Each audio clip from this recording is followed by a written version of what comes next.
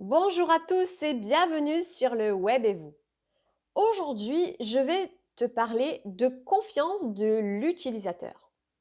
Donner confiance en l'utilisateur d'un site internet, c'est très important. Il existe un terme qui permet de qualifier le fait de donner confiance aux utilisateurs d'un site internet. Nous parlons de réassurance. Cela permet d'avoir un impact positif sur la prise de décision, donc de contacter une entreprise ou d'acheter un produit. Ces éléments vont permettre d'enlever des doutes que nous pouvons avoir, que ce soit à propos d'un site ou d'une entreprise.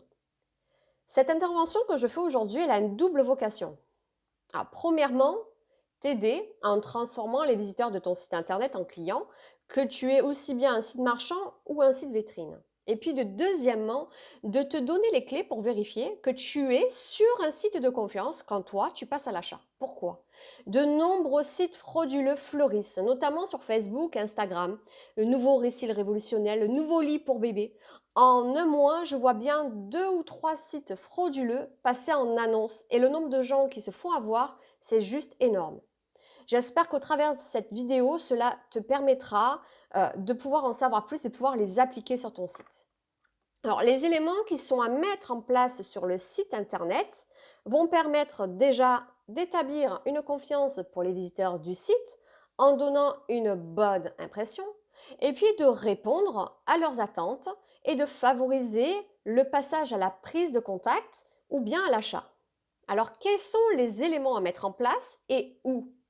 Sur l'aspect déjà global du site internet, un logo professionnel et des images de qualité sont recommandées. Pour l'entête du site, c'est le haut du site internet, il doit comporter un numéro de téléphone et si possible un fixe, car les numéros de téléphone portable donnent moins confiance en l'utilisateur encore aujourd'hui. C'est bien d'avoir l'affichage aussi d'un bouton contact ou d'une adresse mail. Passons au pied de page. Alors, le pied de page, c'est quoi? C'est le bas du site. Le bas du site doit comporter les mentions légales. C'est un élément obligatoire qui fera l'objet d'une autre vidéo. Il doit comporter aussi une chose obligatoire qui sont les conditions générales, que ce soit pour un site de vente ou un site de service.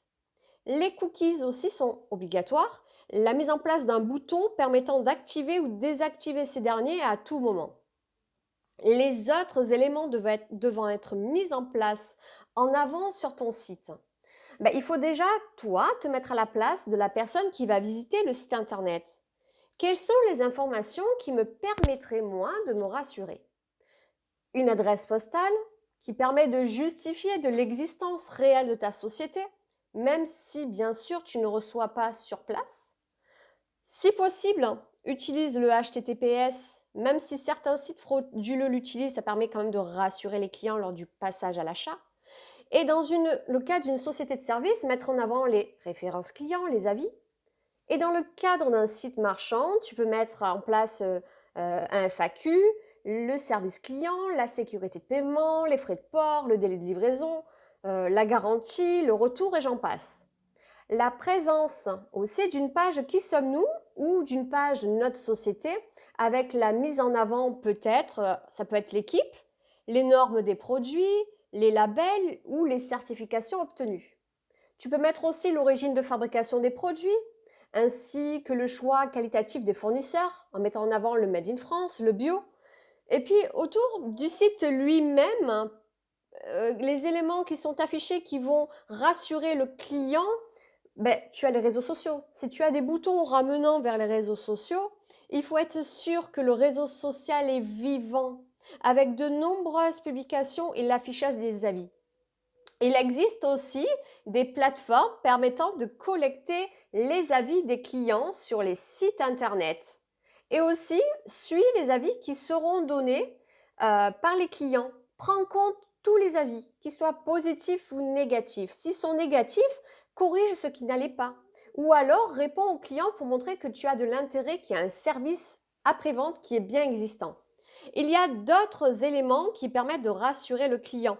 Mets-toi à la place de l'utilisateur. Qu'est-ce qui te rassure quand tu vas sur un site internet? Tu as une question ou besoin de nos services? Contacte-nous. Je te donne rendez-vous jeudi prochain pour de toutes nouvelles réponses sur le web et vous. Passe une belle journée.